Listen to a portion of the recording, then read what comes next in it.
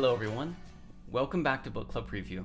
I'm Michael, and today we're looking at The Life of Pi, chapter 10, 11, 12, and 13.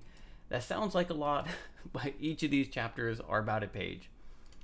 So, the first chapter, chapter 10, Pi talks and tells us about escaping animals and why animals escape. And there's a lot he's just teaching us. I almost feel like this is a book about biology or the natural world or animal habitation. I'm not sure if this information is going to come in later, but man, I'm at least learning a lot. If nothing else, from his perspective or opinion. So, escaping animals. He tells us that when animals are trying to escape from the zoo, or anywhere really, they're not trying to escape to somewhere. Like they're not imagining, oh, if I could go back to the safari, my life would be so fantastic. They're imagining going to something. They're actually trying to escape from something. So here they have their environment, okay, their territory, and that territory feels safe. But something intrudes in their territory. It could be a sound, it could be a statue, it could be a branch, okay, it could be a thing, it could be, we don't even know what. But that thing that enters their territory makes the animal want to escape. And so he gives a few different examples of animals escaping. But he says it's interesting, chapter 11. They're not actually escaping to run wild and be crazy and kill people. They're actually escaping from something because they want to be safe. And then when they get to wherever they are, they just try to build their territory again to stay safe. And he gives us an example of a Swiss leopard who escaped from the zoo, was gone for 2 months. 2 months. This leopard was living in the city, okay, or outside the city, just barely, hiding, having its own territory. And no one could find it. They sent searchers and dogs and trying to find this leopard. No one could find it. 2 months later, a farmer finds the leopard because he found some deer remains, found the leopard, killed it. But the leopard didn't hurt anyone, didn't attack anyone. For 2 months, no child were missing. It was just living in safety, in its zone, being safe. All this is important. Chapter 12 is a side piece of the author talking about Pi, we can imagine, where Pi sometimes, as he's telling these stories, he gets really agitated.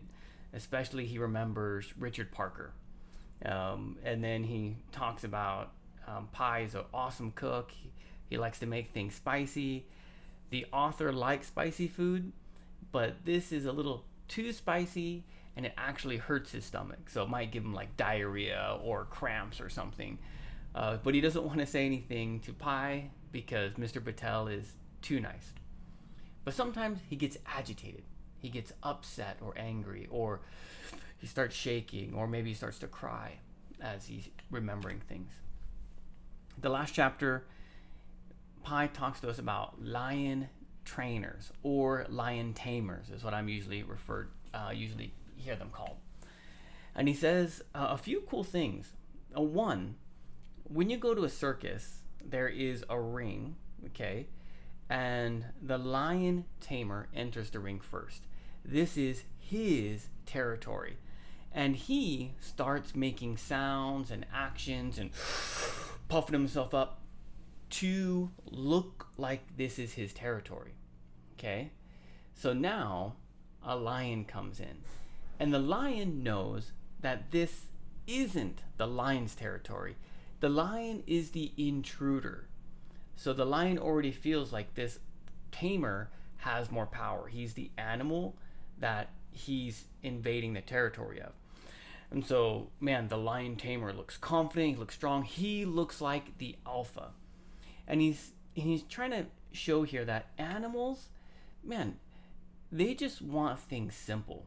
They want to know who's in charge and where in the rank they stand. Man, if you like animals or documentaries, there's a group of monkeys. I believe they're monkeys. They could be apes or chimpanzees or gorillas, something like that, that live in Japan in the mountains. And it gets snowy there, and they're really fluffy. They're really cute. I think they're like Eskimo monkeys or something, and they stay in hot tubs.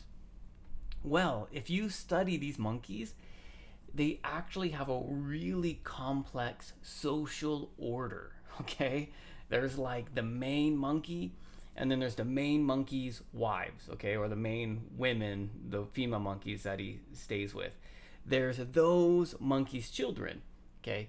All of those monkeys, they get to hang out in the hot tubs and the hot springs during the winter time, so they're warm and toasty, okay. The other 100 monkeys or whatever, they're not allowed to go into the hot tub, and they have a rank and an order. Animals just want to know where they stand. And if they know where they stand, well, then they can relax. So when the lion comes in, who can easily kill the lion tamer, he's looking to say, okay, is this person higher than me or lower? The trainer shows that they're bigger, they're mightier, they're slapping things, they're making sounds, they're acting big. The lion has nowhere to hide because he just keeps going in a circle. There's no like corner to back into. There's no safe place. And so the lion feels, oh, I'm beat. I cannot defeat this person. They are higher than me. I'm lower. Okay, that's all I need to know. Cool, you're in charge. And then once that's established, the trainer can do all sorts of things. Okay, open your mouth. I'm gonna stick my head in your mouth. The lion just thinks it's weird. Okay, this guy's kind of weird. He's kind of kooky, but sure. All right. There's not that battle anymore for who's on top. Okay, it's already been established, and he kind of talks about that, which is really interesting, really powerful. I don't know if it's true. I'd love to hear a lion tamer or lion trainer's perspective on this, but man, it sounds really cool. Some vocabulary: disrepute. Disrepute is like shameful or disgraced. Imagine you were a noble and some bad situation happened in your family, and so all the other nobles didn't like you. Okay, you were in disrepute, you were disgraced. Maybe your father was in a battle and he ran away, something like that. Everyone found out. Okay, that's an example of disrepute. Part and parcel. I don't know where this expression comes from, but it just means a basic piece and important. Okay, it's part and parcel of the role of being president. You gotta shake hands and kiss babies. Okay, you just need to do it, even though it might not be that important for the position. It's a basic thing, right? A politician, right? They need to shake hands with people and they need to kiss the babies and say, "Oh, your baby's fantastic." All right. Detractors. Detractors are like enemies, people trying to take away from you or hurt you or harm you. Detract, take away. So they're trying to take away your rights or your privileges or your things or your honor. They are obstacles for you. Absconding. Absconding means escaping. Ab usually means like take away or gone or without. So absconding is running away, which the leopard abscond the zoo, for example. Ascendancy. Ascend means to get higher. So that can also be like I'm ascending a mountain, or it can also be religiously, like Buddha. Buddha ascended. Ooh, he rose up to new heaven or nirvana or wherever. I don't know where Buddha went, okay? But that is ascendance. Okay, ascending. Ascendancy is having this higher power, higher authority. So the lion tamer shows his ascendancy. I am higher than you, lion. I am the super alpha. Maybe you're the alpha for the lions, but I'm above you. And so he's shown his higher power, right? Okay, that leaves us leaves us with our discussion question. Do you think you could be a lion trainer? And of course, please make your own discussion question. That is all the time that we have for today.